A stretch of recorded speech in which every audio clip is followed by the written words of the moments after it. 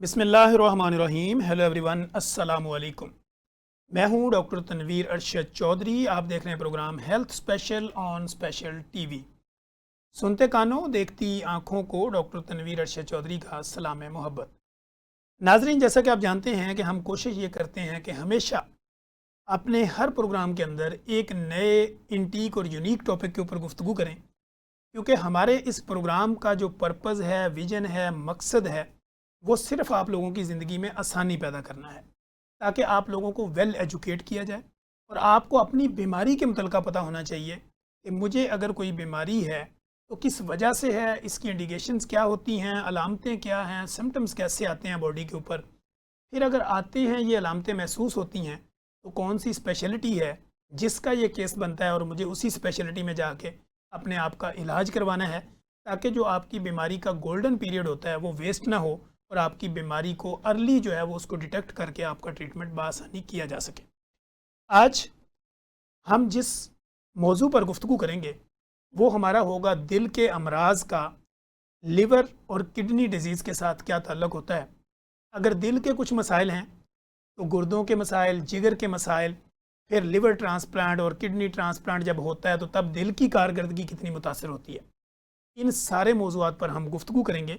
हमारे साथ आज महफ़ गुफ्तगू हमारे स्टूडियो में जो most popular, most famous, most experience शख्सियात आज हमारे स्टूडियो में तशरीफ़ रखते हैं, professor doctor Haroon Aziz Babar sahab professor of cardiology हैं। और जो पुरानी कार्डियोलॉजी जब हमारे ये हॉस्पिटल डेवलप हो रहे थे तो सर के नाम से सारे के सारे लोग बाखूबी वाकिफ़ हैं और सर एक वसी और रीज़ तजर्बा रखते हुए हमारे साथ मौजूद हैं। Sir, welcome to the show. Thank you very much. Sir, first of all तो जैसे कि मैंने ये कहा कि आज हम बात करेंगे थोड़ी यूनिक कि दिल के अमराज का लिंक किस किस के साथ है, हम इसी के ऊपर गुफ्तगू करेंगे। अगर सर हम जनरली एक आम बंदा ये समझे कि दिल के अगर कोई लिंक्स हैं हमारे गुर्दों और जिगर के साथ, तो वो क्या है? बड़ा अच्छा टॉपिक आज आपने छेड़ा है। सर। पहले तो मैं सलाम अर्ज़ करूँगा देखने वालों को भी, सर। आपको भी। बेसिकली हमारी जो ऑर्गन्स हैं बॉडी की, ये सारे इंटर रिलेटेड हैं। ठीक। यानी कि ये सारे एक दूसरे से जुड़े हुए हैं, तो हम इनको अलग अलग नहीं कर सकते और ना ही करना चाहिए। ठीक। अगर दिल पे इफ़ेक्ट पड़ता है बीमारी का तो वो गुर्दों को भी इन्वॉल्व कर सकता है और जिगर को भी इन्वॉल्व कर सकता है।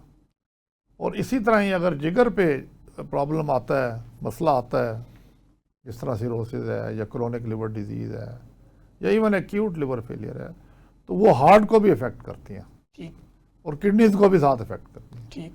और इसी तरह ही जिस तरह रीनल फेलियर है, क्रोनिक रीनल फेलियर के पेशेंट्स हैं जिनका किडनीज सही काम नहीं कर रहे, वो भी साथ साथ हार्ट को इफ़ेक्ट कर रही हैं और दिल की बीमारियों में इजाफा कर रही हैं। सर। और एक रीज़न है दिल की तकलीफ़ का, जिसमें हम कॉर्नरी आर्टरी डिजीज़ भी कहते हैं, कार्डियोमायोपैथी भी कहते हैं, रिदमियाज, रिदम डिस्टर्बेंसेस भी आ जाती हैं। ठीक हो गया। अच्छा सर, आजकल हम देखते हैं कि हर दूसरा बंदा कोलेस्ट्रॉल की एक रिपोर्ट लेके आता है। जी जी। और उसमें उसके टीजी यानी ट्राइग्लिसराइड जो है ना वो बहुत हाई होते हैं, तो इसके हाई होने की वजह क्या है? देखें जी, जो बहुत हाई जिससे आप बात कर रहे हैं ना, वो तो मतलब है कि वो उसको जेनेटिक्स है, यानी कि उसकी एक ख़ानदान में चला आ रहा है। ठीक। तो उसको हम डिफरेंट क्लासिफाई करते हैं, हेट्रोजाइगस, होमोजाइगस में भी। ठीक। तो ये हाइपर ट्राइग्लिसरीडीमिया, जिस तरह होमोजाइगस हाइपर कोलेस्ट्रोलीमिया होता है, इस तरह हाइपर ट्राइग्लिसरीडीमिया होता है। सर। तो हाइपर ट्राइग्लिसरीडीमिया जब 400, 450, 500 से बढ़ जाए तो उसको हम कहते हैं कि ये बहुत ज़्यादा हाई चला गया है। ठीक। तो उसमें फिर ट्रीटमेंट भी बड़ी ज़रूरी होती है, क्योंकि अगर आप उसको ट्रीट नहीं करेंगे, ना सिर्फ वो दिल की तकालीफ में इजाफा करेगा, बल्कि लबलबा, जिसको आप पैनक्रियाज कहते हैं, तो वो एक्यूट पैनक्रियाटाइटिस भी कर सकता है और वो बड़ी जानलेवा बीमारी है, जिसको सोजिश हो जाए लबलबे की। ठीक है।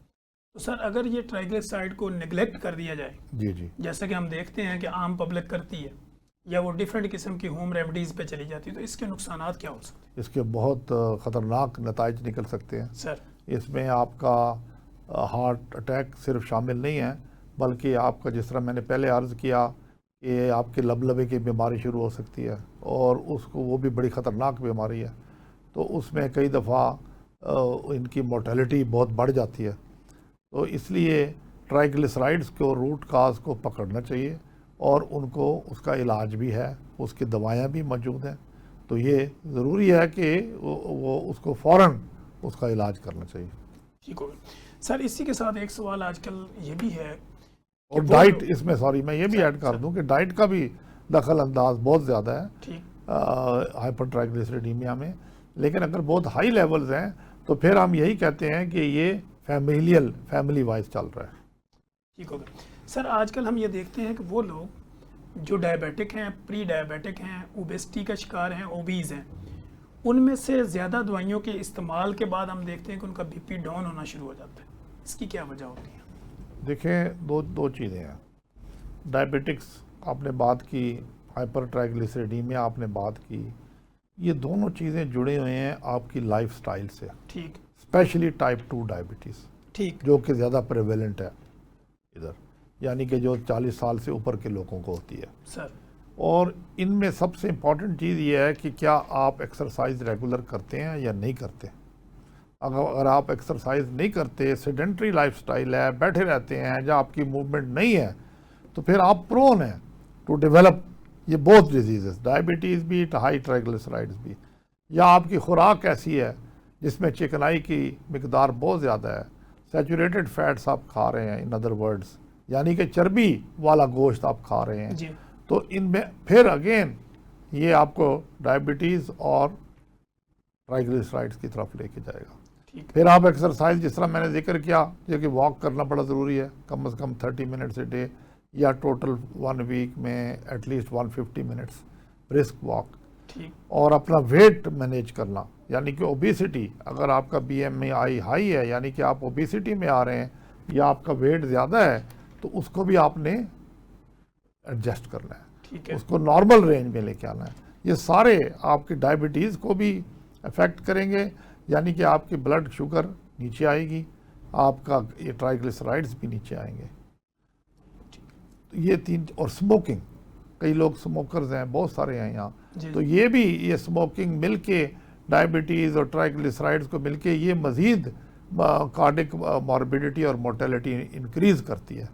और ये स्मोकिंग ना सिर्फ दिल पे इफ़ेक्ट कर रही है बल्कि आपके लंग्स पे भी इफ़ेक्ट कर रही है, और आपके फेफड़ों के कैंसर के चांसेस भी ज़्यादा हैं। और फिर स्मोकिंग जो है आपकी सारी एंडोथीलियम, यानी कि आपकी ब्लड वेसल्स सर से लेके पाँव तक को इफेक्ट कर रही है, ख़राब कर रही है, और वहाँ क्लॉट बनने के भी चांसेस। ये ऑक्सीजन की कमी से होता है? ऑक्सीजन की कमी के अलावा ये आपकी जो एंडोथीलियम, जिसको हम सबसे बड़ी ऑर्गन कहते हैं जिस्म की, यानी कि वो लेयर जो इंटरनल लेयर है ब्लड वेसल्स की, जो सर से लेके पाँव तक अगर आप मेजर करें तो ये उसको ज़ख्मी कर देती है। ठीक है। ये उसको यानी कि अफेक्ट करती है, और सर्कुलेशन भी मुतासर होता है। जब वो अफेक्ट होगी तो वहाँ आके क्लॉट बन जाएगा। ठीक है। तो इसी तरह ये क्लॉट बनने का जो सिस्टम है वो इस तरह शुरू होता है। ठीक है। तो फिर इसी तरह ऑक्सीडेटिव स्ट्रेसेस जो होते हैं वो बढ़ जाते हैं जिस पूरे जिस्म के ऊपर, और मुख्तलिफ़ किस्म के जो उधर रिलीज़ होती हैं गैसेस, वो सारी अफेक्ट करती हैं। ठीक है। अच्छा सर, हम ये देखते हैं कि स्लीप, नींद और दिल, इनका आपस में कितना लिंक है? इसका बड़ा लिंक है। ये बड़ा अच्छा आपने क्वेश्चन पूछा है। स्लीप, जिसको हम कहते हैं ना कि अगर आप पूरी नींद नहीं लेते सर, यानी कि हम ये चाहते हैं एज ए फिजिशियन कि आप कम से कम 7 से 8 घंटे रोज़ सोएं। ठीक है। तो अगर आप ये पूरी नींद नहीं कर रहे हैं तो ये आपका ब्लड प्रेशर बढ़ा देगी, ये आपकी इंसुलिन रेजिस्टेंस कर देगी। ठीक है। इंसुलिन रेजिस्टेंस एक बड़ी टर्म है, एक इम्पॉर्टेंट टर्म है, यानी कि आप इंजेक्शन इंसुलिन के लगा रहे हैं लेकिन असर नहीं हो रहा, ऐसे ही, क्योंकि उसके रिसेप्टर्स पे आपका असर नहीं हो रहा। वो क्यों नहीं हो रहा? कि आपका या तो वेट ज़्यादा है, ओवर वेट है, या आप जिस तरह सिगरेट स्मोकिंग कर रहे हैं सर, तो ये चीज़ें सारी ये आपकी इंसुलिन रेजिस्टेंस को भी बढ़ा रही हैं। ठीक है। तो ये सारी चीज़ें इसी तरफ लीड कर रही हैं कि आपकी डायबिटीज़ पूरी तरह कंट्रोल नहीं हो रही, आपका वेट कंट्रोल नहीं हो रहा, आपकी डाइटरी हैबिट्स ठीक नहीं है, लैक ऑफ एक्सरसाइज है। ठीक हो। अच्छा सर, कुछ लोग ये कहते हैं मेरे दिल का साइज़ बढ़ गया। जी। क्या ये रियलिटी है, मिथ है, क्या है? ये एक मिथ है। आप अक्सर लोग कहेंगे जी दिल का साइज़ बढ़ गया है, कई दफ़ा हाई ब्लड प्रेशर में वॉल थिक हो जाती हैं, ठीक तो है। उसको भी ये एक यानी कि तासुर गलत देते हैं कि दिल का साइज़ बढ़ गया। वो दिल का साइज़ तो उस वक्त बढ़ता है, हार्ट उस वक्त डायलेट होता है जब वो हार्ट फेलियर में चला जाए, ठीक है। जब दिल फेलियर की तरफ जा रहा होता है, और उस वक्त फिर वो दिल का साइज़ बढ़ना शुरू हो जाता है। ठीक है। तो अगर वो फेलियर में नहीं है और वो अपना ज़िंदगी का मामूल कर रहा है आराम से, तो वो अगर वो कहता है ना कि मेरा दिल बढ़ गया, तो फिर आप देखेंगे क्या उसकी हाइपरट्रॉफी हो गई है, दिल की दीवारें थिक हो गई हैं because of high blood pressure या वेल्वुलर डिजीज़, ये सारे। ठीक हो गया। अच्छा सर, कुछ लोगों का कॉमन सवाल ये भी होता है कि जी फलां का दिल का ऑपरेट होना था लेकिन उन्होंने दिल में बैटरी डाल दी, तो क्या इसमें जी कोई जी इलेक्ट्रिक रोल्स भी होता है? जी जी दिल देखें, दिल एक ऐसा ऑर्गन है जो सारे जिस्म को ब्लड सप्लाई करता है, ठीक। और कुदरत ने दिल के अंदर एक बिजली पैदा करने वाला, जिसको आप कह लें ट्रांसफार्मर कह लें या बिजली पैदा करने वाला मैकेनिज़्म ठीक है, दिया वो है, रखा हुआ है। उसका अपना दिया है, ठीक है। जो वो अपनी बिजली पैदा करता है ठीक है। और उससे वो फिर दिल को चलाता है। ठीक है। क्योंकि दिल भी करंट से ही चलता है, इलेक्ट्रिकल करंट्स जो प्रोड्यूस होती हैं दिल के अंदर। ठीक है। तो अगर उसमें डिफेक्ट आ जाए, वो प्रॉब्लम दे रहे हो, तो फिर हमें पेस मेकर की मदद लेनी पड़ती है, जिसको आप कहते हैं कि जी ये पेस मेकर लगा दिया है या एक थोड़ा सा कट दे के उसको लगा दिया। ठीक है, उसको यानी हम उसमें permanent रियलिटी है pacemaker, जी, बिल्कुल है। कि इलेक्ट्रिक जितनी भी वो प्रोसीजर चलाने के लिए वो लगाई जाती है। जी हाँ, जी हाँ। ठीक हो गया। अच्छा सर, दूसरा हम ये देखते हैं कि एक तो लोगों में हार्ट रेट बहुत कम होता है, लेकिन कुछ लोग ये कहते हैं कि हमारी जो पल्स रेट है वो 30, 35, 40 से ऊपर ही नहीं जाती, और बंदे बिल्कुल सही भी चल रहे होते हैं। और ये एक रिलेटिव टर्म है, क्योंकि जब आप नींद में होते हैं तो हमेशा आपकी पल्स रेट नीचे जाती है, एक नॉर्मल आदमी की। ठीक है। तो लेकिन अगर आप चलते फिरते हैं और आप कहते हैं जी मेरी पल्स रेट 40 यानी कि 50 से कम है, तो फिर उसको हमें इन्वेस्टिगेट करना पड़ता कि है, ये क्यों है? क्योंकि that can be a serious problem. ठीक है। हाँ, तो वो कई दफ़ा चक्कर आता है, वो बेचारे गिर भी जाते हैं। बिल्कुल तो ऐसे। वो क्यों है, क्या उसका साइनस ब्रेडिकार्डिया की क्या वजह है? क्या वो एथलीट है, फिर तो नॉर्मल हो सकता है, या एथलीट नहीं है और वैसे भी उसको है, तो क्या वो दवाएं ले रहा है, कोई मेडिसिन ले रहा है जो उसको नीचे पुश कर रही है? ठीक है। क्या उसका ऑटोनॉमिक सिस्टम डिस्टर्ब हुआ है? तो ये सारी चीज़ें हमें देखनी पड़ती हैं। ठीक है। अच्छा सर, ये लोग ये कहते हैं कि एक दिल तो इंसान का ऊपर है और एक दिल जो उसकी पिंडलियों में है, नी जॉइंट से नीचे, क्या इसमें भी कोई रियलिटी है कि अगर नी जॉइंट्स के नीचे वाला हिस्सा मजबूत होगा तो ऊपर भी काम करने में आसानी होगी? बिल्कुल, बड़ी अच्छी रियलिटी है, आपने बड़ी अच्छी बात की है। उसको कहते हैं सोलिस मसल, ठीक है। जो आपकी लोअर लेग के बैक पे होता है। ठीक है। तो ये बेसिकली इसके अंदर इतना ब्लड स्टोर हो जाता है कि ये जब ऊपर ब्लड आता है, ठीक। तो ये एक किस्म का दूसरा दिल है, ठीक है। क्योंकि दिल भी तो आपका ब्लड पंप कर रहा है ना। ऐसे ही। इसलिए हम कहते हैं कि अपनी टांगों को डेवलप करें, इसलिए हम कहते हैं कि एक्सरसाइज करें टांगों की, ठीक है। ताकि जितनी आपकी टांगें डेवलप होंगी उतना आपकी लॉन्गजिविटी में और आपके दिल की ताकत में नुमाया इजाफा होगा, यानी सर्कुलेशन भी बेहतर रहेगी। बेहतर रहेगी। और सर, इस जो आपने एक्सरसाइज बताई टांगों की, ये करने से आपको जो डायबिटिक न्यूरोपैथी होती है उससे भी बचाया जा सकता बिल्कुल, वो आप प्रिवेंट करते हैं, उसको प्रलॉन्ग कर देते हैं, जल्दी नहीं आती। है? ठीक है। जी हाँ। अच्छा सर, जैसे तो हमने दिल और फेफड़ों की बात तो कर ली, दिल और जिगर की बात करें तो इनका आपस में क्या लिंक होता है? इनका भी बड़ा लिंक है। देखिए ना, ये एक ऐसा टॉपिक है जो कि आप पूरी बुक्स हैं इसके ऊपर, ऐसे ही। लेकिन हम इसको थोड़ा दरिया को कूजे में बंद करने जी की बिल्कुल कोशिश ऐसे करते ही। हैं। यही तो सर आपकी खूबी है। इसमें 3-4 चीज़ें बड़ी इंपॉर्टेंट है। सर। एक हम कहते हैं कि हेपेटिक, जिस तरह कहते हैं ना, हेपेटिक कार्डियोमायोपैथी, ठीक है। यानी कि अगर जिगर फेल हो गया है, जिगर काम नहीं कर रहा, उसको सिरोसिस हो गया है, ठीक। क्रोनिक लिवर डिजीज़ जो है वो DCLD हम कहते हैं कि अब इसको बिल्कुल एंड उसकी तरफ जा रहा है, सर। तो उसको वो हार्ट को अफेक्ट करता है, ठीक है। क्योंकि लिवर का एक अपना सिस्टम है जिसमें पोर्टल प्रेशर बढ़ जाता है, तो वो उधर पोर्टल हाइपरटेंशन हो जाती है। सर। तो वो जब हार्ट को अफेक्ट करेगा, हार्ट की नालियों में भी कंस्ट्रिक्शन हो जाती है, और सिर्फ नालियों में कंस्ट्रिक्शन नहीं होती बल्कि हार्ट के मसल्स को भी इफेक्ट शुरू हो जाता है। ठीक है। तो उसमें हम ये देखते हैं कि वो कार्डियोमायोपैथी की तरफ चला जाता है। ठीक है। तो उसको हम कहते हैं सिरोटिक कार्डियोमायोपैथी। ठीक है। यानी कि एक तो लिवर की सिरोसिस थी, उसने हार्ट को भी फेल कर दिया, उसकी रिदम डिस्टर्बेंस भी कर दी। कॉरोनरी आर्टरीज आप देखेंगे तो वो नॉर्मल होंगी एंजियोग्राफी करके, लेकिन उसका दिल वीक हो चुका होगा, तो उसको हम कहते हैं सिरोटिक कार्डियोमायोपैथी। ठीक है फिर अगर हार्ट फेल हो रहा है, ये दूसरी तरफ आप आ जाए दिल की तरफ, जी। तो वो अगर हार्ट की कॉन्ट्रैक्टिलिटी यानी कि जो उसकी पंप करने की पावर है वो कम हो गई है due to many reasons, sir heart attack हुआ है फॉर एग्जांपल, या कोई उसको वेल्वुलर डिजीज है, या उसका कोई रिदम डिस्टर्बेंस हुई है, सर तो वो भी लिवर को अफेक्ट करेगी, क्योंकि लिवर की तरफ ब्लड जाना कम हो गया। जब ब्लड जाना कम हो जाएगा तो लिवर में भी इफेक्ट शुरू हो जाएगा, उसको भी लिवर का भी डिजीज शुरू हो जाएगा। ठीक है। तो वो उसको फिर हम कहेंगे कि हार्ट की वजह से लिवर इफेक्ट हो गया। ठीक है। और हेपेटिक, उसको हेपेटोपैथी भी हम कहते हैं, कंजेशन भी हो जाती है लिवर की, और ऐसे और कई दफ़ा लिवर की इंसल्ट होती है। अगर एक्यूटली काम हो, एक्यूट हार्ट अटैक हो और एक्यूटली काम हो, तो उसका एकदम ब्लड वॉल्यूम, उसकी सप्लाई कम हो जाए, तो उसको हम कहते हैं कि इसको इस्कीमिक कार्डियोजेनिक शॉक, जिसमें कहते हैं ना कि दिल की बिल्कुल ही शॉक में चला गया है, तो वो लिवर भी शॉक में चला जाता है, उसको हम कहते हैं शॉक लिवर सिंड्रोम। उसको इस्कीमिया हो जाता है लिवर को, और उसकी सारी चीज़ें जो हम क्लिनिकली और उसके बाद लेबॉर्ट्री में देखते हैं, एंजाइम्स वगैरह बड़ी ऊपर चढ़ जाते हैं। ठीक हो गया सर। इसी के साथ ही रेलिवेंट, कुछ लोगों में हेपेटाइटिस की वजह से पेट में पानी पड़ जाता है। जी जी। जब पेट में पानी जमा होता है तो उसके दिल के ऊपर कितने असरात होते हैं? देखें जी, जब आप इसको कहते हैं हम मेडिकल टर्म में एसाइटीज़, सर यानी कि अगर एसाइटीज़ मैसिव हो जाए तो उसमें डेफिनेटली अब एल्बुमिन भी कम हो गई, लिवर फेल हो रहा है ना, ऐसे ही? लिवर जो है वो काम नहीं कर रहा, तो वो उसमें एल्बुमिन भी उसकी कम हो गई। जिस तरह एल्बुमिन कम होती है, एसाइटीज़ और बढ़ जाती है। ऐसे ही?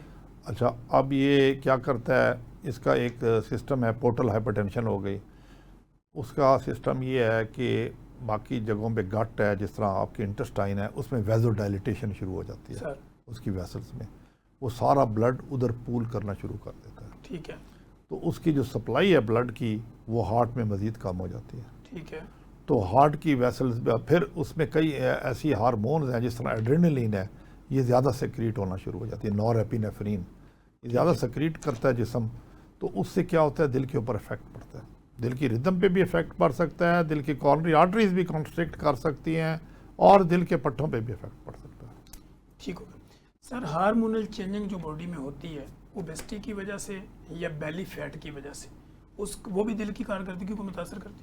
जी बिल्कुल। ओबेसिटी जिसको हम कहते हैं, या ओवरवेट होना, देखिए ना, आपने दिल के ऊपर वज़न डाल दिया, जिस तरह आपने सारे अपने स्केलेटल सिस्टम पे, जोड़ों पे वज़न डाला है, उसी तरह आपने दिल पे वज़न डाल दिया है। अब दिल को ज़्यादा काम करना पड़ रहा है, नंबर 1।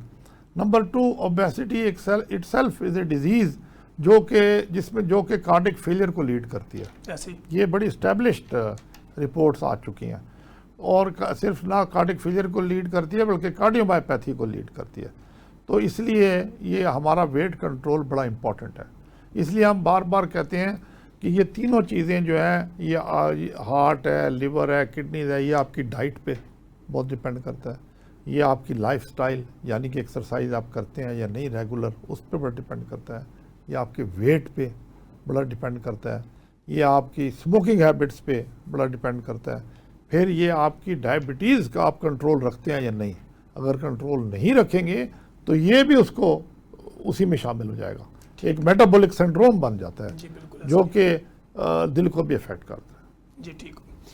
जी नाज़रीन, कहीं मत जाइएगा, हमारे साथ रहिएगा। प्रोफेसर डॉक्टर हारून अजीज़ बाबर, बबाए कार्डियोलॉजिस्ट, हमारे साथ मौजूद हैं, और मैं कोशिश कर रहा हूं कि हर सवाल को डिफरेंट एंगल्स के साथ सर के सामने रखें, ताकि आपके जहनों के अंदर उठने वाले सवाल की अक्कासी की जा सके। कहीं मत जाइएगा, हमारे साथ रहिएगा। वेलकम बैक नाजरीन, आप देख रहे हैं हेल्थ स्पेशल प्रोग्राम, और आज के हमारे जो मेहमान ख़ुसूसी हैं, हमारे साथ स्टूडियो में तशरीफ़ रखते हैं प्रोफेसर डॉक्टर हारून अजीज़ बाबर, जिनको मैं बबाए कार्डियोलॉजिस्ट इसलिए कहता हूं कि हम कोई सवाल ऐसा नहीं छोड़ते कि जो आपने लेमैन लैंग्वेज में किया हो या मेडिकल टर्मिनोलॉजी में किया हो। तो हम कोशिश करते हैं कि सर के सामने वो सवालात को रखें, ताकि बेस्ड ऑन साइंस गुफ्तगू करें, एविडेंस बेस्ड प्रैक्टिस को प्रमोट करें, और आपकी ज़िंदगी में आसानियाँ पैदा करने की भरपूर कोशिश करें। जी सर, जैसे कि हम बात कर रहे थे कार्डियो मेटाबॉलिक डिजीज़ के ऊपर अगर हम बात कर रहे थे, तो आज इस वक्त अगर हम देखें तो एक मोहतात अंदाजे के मुताबिक 50% पॉपुलेशन ऑफ द वर्ल्ड वो ओबीज़ है या ओबीज़ होने वाली है। कुछ लोग तो मानते ही नहीं कि मुझे मोटापा है या नहीं है। तो मोटापे के दिल पर क्या असरात होते हैं? देखिए जी, मोटापा मीन्स कि आपका या तो BMI ज़्यादा है, ओवरवेट है, या आपकी फ्रैंक ओबेसिटी है जो उससे भी ऊपर की टर्म है। तो ये एक तो डायरेक्टली आपको अफेक्ट कर रहा है कि दिल के ऊपर लोड पड़ गया ज़्यादा, ठीक, उसका पंपिंग एक्शन बढ़ गया। दूसरा, मोटापा मीन्स कि आपका लाइफस्टाइल सेडेंटरी है, यानी आप एक्सरसाइज नहीं करते। 90% तो इसी तरह ही है। ऐसे ही तो उसमें भी आपका जो दिल का रिज़र्व है वो कम हो जाता है जब आप एक्सरसाइज ना करें। ठीक है। खुदा ना खास्ता कोई एपिसोड आपको दिल का अटैक हो तो आपका रिज़र्व नहीं होता कि आप उसको संभाल सकें, ठीक है, अटैक को। तीसरा, जहाँ पे मोटापे का मतलब है कि आपका विसरल फैट बढ़ गया है, तो वो फैट डिपॉजिट्स आपकी कॉरोनरी आर्टरीज दिल में भी जमने शुरू हो चुके हैं। ठीक है, बल्कि आपके हर ऑर्गन में उनका डिपॉजिट होना हो सकता है। ठीक है। तो ये जब सिस्टम होगा तो अगर आपको कॉरोनरी आर्टरी डिजीज़ शुरू हो जाएगी, दिल की नालियों में तंगी शुरू हो जाएगी, तो आपको एंजाइना शुरू हो जाएगा। ठीक है, एंजाइना से मुराद है दिल का दर्द। ठीक है, फिर ये मोटापा जो है एक तो दिल को अफेक्ट कर रहा है, दूसरा आपके बाकी जिस तरह मैंने कहा पेनक्रियाज को भी अफेक्ट कर रहा है, बाकी जिगर को भी अफेक्ट कर रहा है। क्योंकि जिस तरह हमने पहले भी जिगर की बात की थी, जिसको पहले हम कहते थे कि नॉन स्टेटोटिक लिवर डिजीज़ जो था, लिवर फेलियर जो था, कि यानी कि बग़ैर अल्कोहल के, बग़ैर मतलब इस किस्म की चीज़ों पीने के ओबेसिटी इटसेल्फ लिवर फेलियर की तरफ लीड कर सकती है। ठीक है, और उसका फिर लिवर ट्रांसप्लांट ही इलाज है। ठीक है। तो इसी तरह ये मुख्तलिफ ऑर्गन्स को ओबेसिटी अफेक्ट कर रही है, फिर आपके जोड़ों को भी अफेक्ट कर रही है, तो सारे जिस्म पे उसका असर पड़ रहा है। ठीक सर, जैसे कि आज के दौर की अगर हम बात करें तो पहले तो जैसे आपने वॉक का, एक्सरसाइज का कहा, लोग करते नहीं हैं, टाइम नहीं है, तो आजकल ऐसे इंजेक्शन अवेलेबल हैं जो लगते हैं और आपका वेट रिडक्शन शुरू होती है। क्या इन इंजेक्शनों के थ्रू वेट रिडक्शन करने के दिल के ऊपर कोई असरात होंगे? देखें जी, ये इसको हम मेडिकल टर्म में कहते हैं GLP-1 एगोनिस्ट। सर, तो ये GLP-1 एक ऐसी आपकी जिस्म में, आपके मैदे में, इंटेस्टाइन्स में ऐसी एक एंजाइम्स हैं जो रिलीज़ होती हैं, हार्मोन्स हैं, बल्कि हार्मोन्स जो ऐसी रिलीज़ होती हैं और ये आपको भूख नहीं लगने देती। ठीक है। और आपकी जो आपका जो यानी कि खाना जिस रफ्तार से गुजरता है थ्रू स्टमक एंड इंटेस्टाइन, उसको स्लो कर देती हैं। ठीक है। तो जब ये उसको स्लो करती हैं तो एक तो आपको भूख नहीं लगती, तो जब आपको भूख नहीं लगती तो आपका वज़न खुद ही कम होगा, आप खाएंगे कम। तो ये एक कुदरत की तरफ से मौजूद है, लेकिन हम उसको ऑगमेंट करते हैं उसके एक्शन को ये इंजेक्शन लगा के। तो ये इंजेक्शन एक किस्म के, जिसको आप कहते हैं ना, दिस आर दी वंडर्स, मैं तो इनको ये कहूँगा कि ये एक पर्ल्स हैं। और this is a recent new इजाद है जो कि आपके दिल के लिए भी फ़ायदेमंद है, आपके यानी कि एब्डोमेन और आपके वेट के लिए भी फ़ायदेमंद है, और किडनीज़ के लिए भी फ़ायदेमंद है। ठीक है। तो इनके तो बड़े अच्छे असरात हैं, जो भी रिपोर्ट्स आ रही हैं, जो भी स्टडीज़ आ रही हैं। ठीक है। उस दिल को भी बचा रही हैं, आपकी किडनीज़ को भी बचा रही हैं, आपका वेट कम कर रही हैं, इनडायरेक्टली आपको बचा रही हैं। ठीक हो गया। अगर सर इसकी आप क्या रिकमेंड करते हैं बीइंग अ कंसल्टेंट कार्डियोलॉजिस्ट, कि इंजेक्टेबल ट्रीटमेंट या ओरल मेडिकेशन, ये दोनों में क्या फ़र्क है और कौन सी बेहतर है आपके नज़दीक? और पहले थोड़ा सा मैं ये भी कह दूँ कि इनके साइड इफ़ेक्ट्स भी हैं। ठीक। लेकिन इनके साइड इफ़ेक्ट्स के अलावा ये उन लोगों में कॉन्ट्राइंडिकेटेड हैं जिनको लबे की तकलीफ़ है, ठीक है, या हो चुकी है। ठीक है, वो इनको नहीं ले सकते, वो अवॉइड करें। पेनक्रेटाइटिस जिनको हो चुका है, ठीक है, ये बेसिकली जिस तरह आपने अब पूछा कि ओरल लें या वो सबक्यूटेनियस इंजेक्शन लें, तो अभी तक तो सबक्यूटेनियस इंजेक्शन ही बेहतरीन है। ओरल अभी इन्होंने शुरू किया है, लेकिन उसको टाइम लगेगा रिपोर्ट्स आएंगी, स्टडीज आएंगी कि इनका कितना फ़ायदा है। ठीक है, लेकिन जो इंजेक्टेबल ट्रीटमेंट है वो तो इस्टेब्लिश्ड है, वो एस्टेब्लिश है और वो लग रहा है। बिल्कुल। और ये सर इसकी जो डोज जो हम मैनेज करते हैं वेट और हाइट के अकॉर्डिंगली करते हैं या क्या? इसमें नहीं, इसमें उन्होंने ये किया हुआ है कि वो तो खैर हर ड्रग वेट और हाइट के मुताबिक होता है, लेकिन इसमें इन्होंने ये किया हुआ है कि एक ओजेम्पिक है, एक मंजारो है, दो अलग, जिसको यहाँ ट्रीजी कहते हैं, ट्रिजापेटाइड उसका नाम है, तो सीमाग्लोटाइड और ये सारे हैं। तो जो ओजेम्पिक है उसमें उन्होंने ये किया हुआ है कि 0.25 मिलीग्राम से सबकुटेनियस इंजेक्शन शुरू करते हैं, ठीक है, पर वीक। ठीक है, तो महीना लगाने के बाद फिर उसको डोज को डबल कर देते हैं। ठीक है, तो इस तरह वो डोज आहिस्ता आहिस्ता हर महीने बढ़ती जाती है। लेकिन अगर एक ही डोज के ऊपर पेशेंट सेटल है और उसका वेट रिडक्ट हो रहा है तो फिर उसी को रखेंगे या फिर भी डोज इंक्रीज करनी पड़ेगी? उम्मीद तो यही होती है कि जब तक आप डोज इंक्रीज नहीं करेंगे तो वेट इतना असर नहीं पड़ेगा, लेकिन कुछ लोगों पे पड़ भी सकता है। और फिर कई लोग उसको डायबिटीज़ के लिए लेते हैं। डायबिटीज बेसिक तो दवाई डायबिटीज़ के लिए आई थी ना, ये जो ओजेम्पिक सीमाग्लोटाइड, ये तो डायबिटीज़ के लिए आई थी, तो अभी भी डायबिटीज़ के लिए यूज़ हो रही है, तो वो डायबिटीज़ को भी कंट्रोल करते हैं। ठीक है, बेसिकली पूरी बॉडी का ओवरऑल जी हाँ। तो अगर वो 0.25 या 0.5 पे कंट्रोल्ड है तो वेल एंड गुड। मेन मकसद उसको कंट्रोल रखना है। है। अगर आपको लग रहा है कि आपकी बॉडी जो है ना रिवर्स हो रही है या उसकी रिडक्शन हो रही है तो फिर डोज वही ठीक है, लेकिन वो आपका डॉक्टर डिसाइड करेगा। वो डॉक्टर डिसाइड करेगा, लेकिन यूजली होता यही है कि आपको डोज इंक्रीज करनी पड़ती है। ठीक सर, इसके साथ कोई ब्लड प्रेशर के मसाइल, कोई नोजिया, वॉमिटिंग, कोई इस तरह के? हाँ, इसमें नहीं, ब्लड प्रेशर के तो नहीं इतने मसाइल, लेकिन इसमें मेन चीज़ ये है कि इनके साइड इफ़ेक्ट हैं। क्योंकि जब भी आप किसी को भूख कम लगने की दवाई देंगे ना, तो उसका मेन एक्शन यही होगा कि आपकी जो गैस्ट्रोपेरेसिस कर देती है, वो आपके ट्रांजिट का स्लो कर देगी फूड का, तो नौजिया हो सकता है, कई लोगों को वॉमिटिंग भी हो सकती है, लेकिन कम लोगों को हैवीनेस फील हो सकती है। तो ये साइड इफ़ेक्ट हो सकते हैं। ठीक है, और ये टेम्परेरी तौर पे होगा? ये अक्सर टेम्परेरी होते हैं, फिर वो सेटल हो जाते हैं। ठीक है, फिर सेटल हो जाते हैं। अच्छा सर, कुछ लोग सेल्फ डाइट करते हैं और सेल्फ मेडिकेशन करते हैं। अगर सेल्फ डाइट और मेडिकेशन ली जाए ओबेसिटी के लिए तो क्या वो दिल के मसल्स को वीक कर सकते हैं? देखिए जी, ये सेल्फ मेडिकेशन और सेल्फ डाइट, ये टर्मिनोलॉजी गलत है। ठीक है, ये किसी को इसकी तरफ जाना ही नहीं चाहिए। ठीक है, अगर आपको कोई प्रॉब्लम है तो आप डिस्कस करें अपने डॉक्टर से या अपने न्यूट्रिशनिस्ट से। ठीक है, तो वो आपको स्पेशली एक जिसको कहते हैं ना टू द पॉइंट बताएंगे कि आप कार्बोहाइड्रेट इतने लें, प्रोटीन इतने लें, फैट्स को इतदाद ये करें। तो जब तक इसकी आप नहीं लेंगे पूरा यानी कि फार्मूला, तो उस वक्त तक आपको नहीं फ़ायदा होगा, बल्कि नुकसान हो सकता है। ठीक हो गया। अच्छा सर, इसमें हम ये कर रहे हैं कि गुर्दे और दिल का लिंक क्या है और इनको दोनों को महफूज कैसे रखा जा सकता है? देखें, बहुत सारे सिंड्रोम डिस्क्राइब किए गए हैं।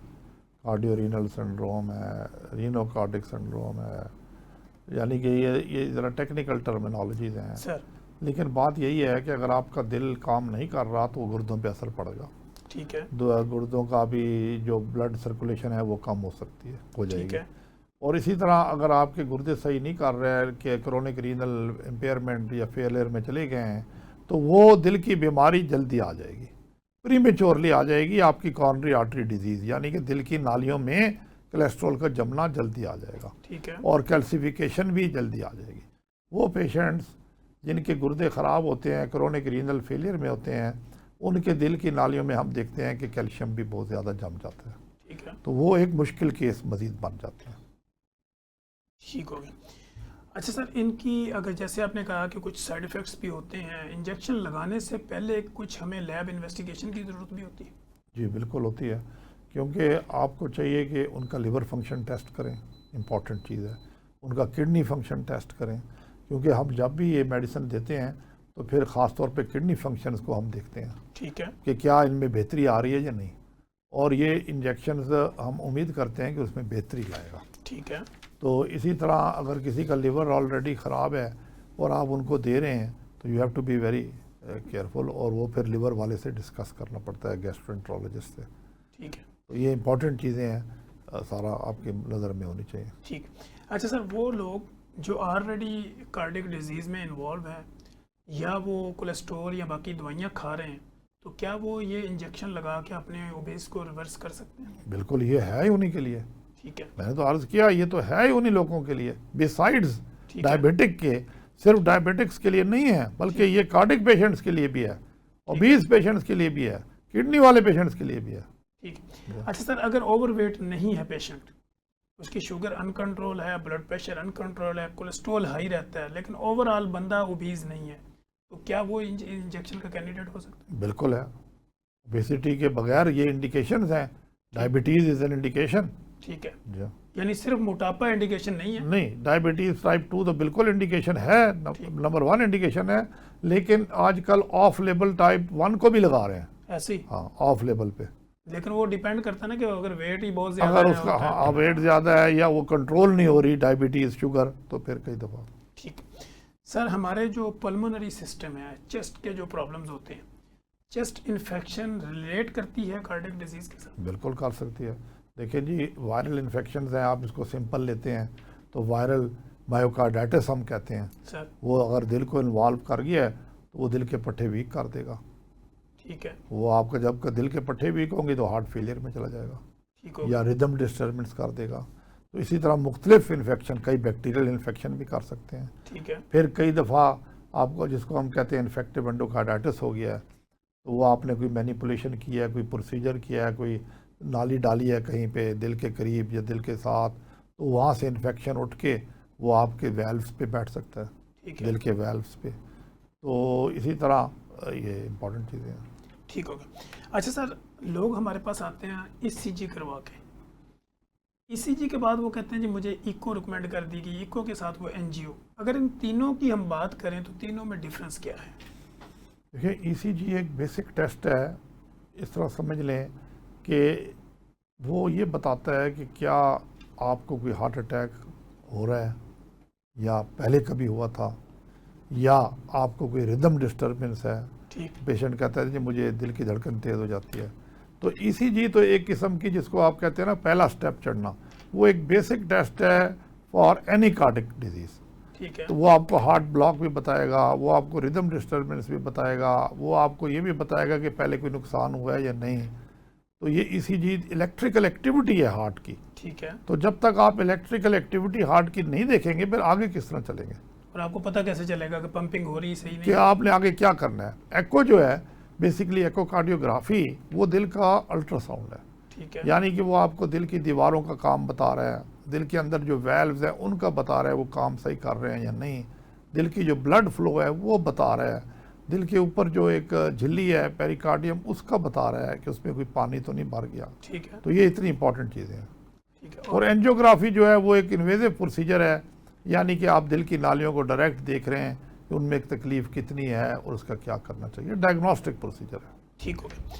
अच्छा सर, जैसे स्टैटिन की बात करते हैं, कोलेस्ट्रॉल की लोग जो दवाइयाँ खाते हैं उनकी अक्सर ये कंप्लेन होती है कि उनको मसल क्रैम्प्स होते हैं, कड़ल्लें पड़ती हैं, तो इसका उसके साथ कोई लिंक होता है? जी जी, ये जो अक्सर जो स्टैटिन का ग्रुप है ना, जिस तरह टार्बोस्टैटिन है, रोजुवास्टैटिन है, सिम्वास्टैटिन है, ये सारे कुछ हद तक, सब लोगों को नहीं, एक छोटी परसेंटेज को दर्द कर सकते हैं। उसको हम कहते हैं माइलेजियाज है। ठीक है, यानी कि मसल पेन्स हो रहे हैं। ठीक है, जिनको बहुत ज़्यादा बढ़ जाते हैं उनको फिर हम या तो स्टैटिन डोज कम करते हैं या चेंज करते हैं, फिर भी ना जाए तो फिर डिफरेंट मेडिसिन हम उनको देते हैं। और भी मेडिसिन हैं जो कोलेस्ट्रॉल कम करती हैं, लेकिन स्टैटिन एज ए होल बड़े सेफ मेडिसिन है। तो 90% से ज़्यादा लोग तो इसको अच्छा टॉलरेट करते हैं। ठीक होगा। सर, कोलेस्ट्रॉल और दिल के अमराज वाले जो मरीज़ हैं, क्या वो मैंगो का इस्तेमाल इस सीज़न में कर सकते हैं? बिल्कुल कर सकते हैं। और उसकी क्वांटिटी? जो आप क्वांटिटी अगर दरमियानी रखें, जिसको आप कहते हैं ना कि हाथ रोक के खाएं, तो बिल्कुल कर सकते हैं। फिर वो कर सकते हैं। बिल्कुल। अच्छा सर, यहाँ पे एक जो मैं आपसे बात कर रहा था ऑफ द रिकॉर्ड, दिल का दर्द, चेस्ट का दर्द या अपना फ्रोजन शोल्डर, तीनों में लोगों को ना पता नहीं चलता कि ये क्या हो रहा है। वो कहते हैं यहाँ से दर्द शुरू होता है, यहाँ आता है, या बाजू में आता है, या बैक पे जाता है। तो इसको हम किस तरह जो है वो इसका फ़र्क मालूम करेंगे? नहीं, ये वाकई ये बड़ी कॉमन एक प्रेजेंटेशन होती है लोगों की सर, और कई दफ़ा इसको डिफरेंशिएट करना वाकई मुश्किल हो जाता है। सर, तो देखिए जी, दिल की जो दर्द है उसमें तो जो टिपिकल दिल का दर्द है ना, वो तो पेशेंट ये कहेगा जिस तरह मेरे छाती पे किसी ने पाँव रख दिया है, और पूरी छाती? हाथी का पाँव रख दिया, ठीक है, यानी कि पूरा एक वज़न पड़ गया, ठीक है, या एक किसी ने स्ट्रिप मेरे छाती के ऊपर कस के बांध दी है, ठीक है, तो ये टिपिकल पेन है। और वो पेन गर्दन की तरफ भी जा सकता है, लेफ्ट बाजू की तरफ भी जा सकता है, कई दफ़ा राइट की तरफ भी जा सकता है, ठीक है, और कई दफ़ा छाती में कोई दर्द नहीं हुआ, एपिगैस्ट्रिक पेन है, यानी कि पेट के ऊपर वाले हिस्से में। ठीक है, उसको लोग गलती से ये समझ बैठते हैं कि ये तो जनाब मैदे का दर्द है, स्पेशली एल्डरली और डायबिटिक, ठीक है, उनको नहीं समझना चाहिए, और ख़वातीन, तो उनको फ़ौरन ईसीजी और चेकअप कराना चाहिए। ठीक है। एक दिल का दर्द की मेन जो टिपिकल प्रेजेंटेशन है ये, वो चेस्ट से शुरू होगा, चेस्ट पे बोझ पड़ जाएगा, ठीक है, या वो चलेगा तेज तो फिर बोझ पड़ेगा, ठीक है, सांस लेना मुश्किल हो जाएगा ठीक है, चलने से भी। जहाँ तक मस्कुलर पेन है वो इस तरह नहीं होगा। ठीक है, मस्कुलर पेन आपकी मूवमेंट से बढ़ सकता है, और कई दफ़ा मस्कुलर पेन आपको सांस आप लंबा लें तो हम कहते हैं यार इसको या तो प्लूरल पेन है या पेरिकार्डियल पेन है, जो झिल्ली है दिल की, उसके सांस लंबा लेने से तेज़ पेन है, शार्प है, वो फिर दिल का नहीं, वो आप या झिल्ली का पेन है, तो उसकी तरफ देखें। कोई वायरल इन्फेक्शन हो गया है उसकी तरफ देखें। और फिर मसल का पेन जिस तरह मैंने बताया, वो हाथ लगाने से दबाने से बढ़ जाएगा, मूवमेंट से बढ़ जाएगा, चलने फिरने से उसका ज़्यादा कोई ताल्लुक नहीं होगा। तो ये एक मोटी मोटी अलामतें हैं। ठीक है, फ्रोज़न शोल्डर की भी आप बात कर रहे थे, तो फ्रोज़न शोल्डर एक बड़ा नुमाया पेन होता है कि आप जिस तरह ही शोल्डर की मूवमेंट करते हैं वो आपको सवेयर पेन देता है, ठीक है, वो आपकी मूवमेंट ही नहीं हो सकती, और ऊपर नीचे करने में भी दिक्कत हाँ, वो उसके आपके एंगल्स मूवमेंट नहीं होती। ठीक हो गया। और इसके अलावा सर कुछ लोग ये कहते हैं कि दिल से दर्द शुरू होता है, बैक पे जाता है, फिर बाजू में आता है, तो क्या ये भी मस्कुलर पेन हो सकता है? नहीं, ये दिल का दर्द भी हो सकता है, ठीक है, बिल्कुल हो सकता है। ठीक है। लेकिन जो मेजर काज आपने बताया कि जब आपकी चेस्ट ऐसे लगे कि ब्लॉक हो रही जी है, हाँ, वजन नहीं है, जी वो दिल का दर्द हो सकता है। अच्छा सर, हमारे यहाँ एक कॉमेंट या जॉ की तरफ चला जाए, कई दफ़ा कहते हैं ना जी मेरे जॉ की तरफ, यानी कि दांतों की तरफ पेन जा रहा है, ठीक है, दिल से, वो भी दिल का दर्द हो सकता है। ठीक है, दिल का दर्द हो सकता है। अच्छा सर, हमारे यहाँ कॉमन टर्म ये होती है कि इसको दिल का दौरा पड़ गया। दिल का दौरा पड़ने की मोटी सी रीज़न क्या होती है? लेकिन ये दिल का दौरा तो हार्ट अटैक है ना, ठीक है, उसको हमारे टर्म्स में टर्म से हार्ट अटैक, उसको हार्ट अटैक कहते हैं, यानी कि दिल की नाली बंद हो गई है। ठीक है, कहीं दिल की नाली बंद हुई है तो उसको सवेयर पेन शुरू हो गया, और ईसीजी में भी चेंजेस आ गए हैं, और उसके जो हमने कार्डिक एंजाइम्स कराए हैं, यानी कि ब्लड टेस्ट, वो भी बढ़ गए। ठीक है, तो ये सारी अलामतें हैं कि दिल का दौरा पड़ रहा है। ठीक है। सर, दिल की बीमारियों से अपने आप को महफूज रखने के लिए अगर कोई सालाना टेस्ट इन्वेस्टिगेशन करवाना चाहे तो कौन से ऐसे कॉमन टेस्ट हैं?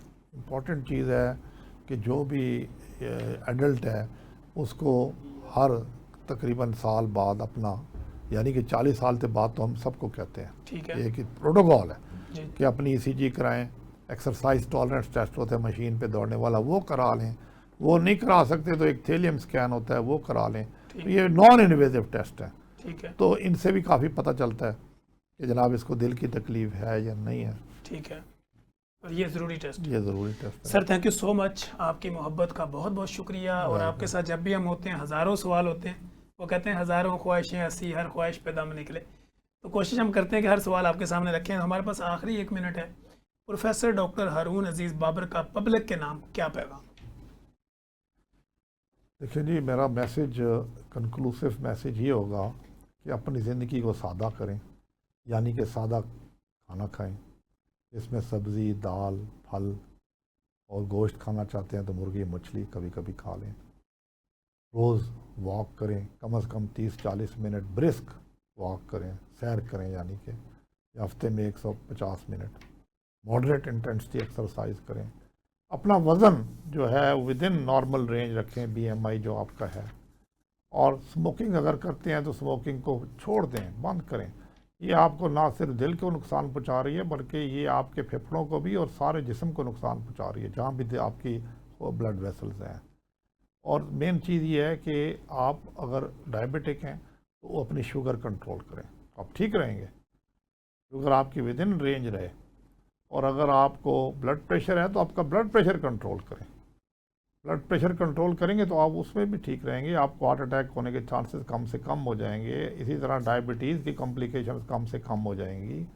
तो ये चीज़ें जब तक आप नहीं करेंगे तो यू आर एट रिस्क, ये मैं आपको पैगाम देना चाहूँगा। Thank you so much sir. नाजरीन, आपने देखा प्रोफेसर डॉक्टर हारून अजीज़ बाबर हमारे साथ मौजूद थे। बाबा है कार्डियोलॉजिस्ट। हमने कोशिश की कि हर सवाल को डिफरेंट एंगल्स के साथ सर के सामने रखें और बेस्ड ऑन साइंस गुफ्तगू करके आप लोगों की ज़िंदगी में आसानी पैदा करने की भरपूर कोशिश करें।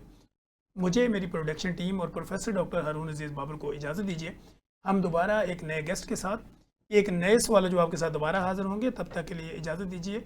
अल्लाह निगहबान।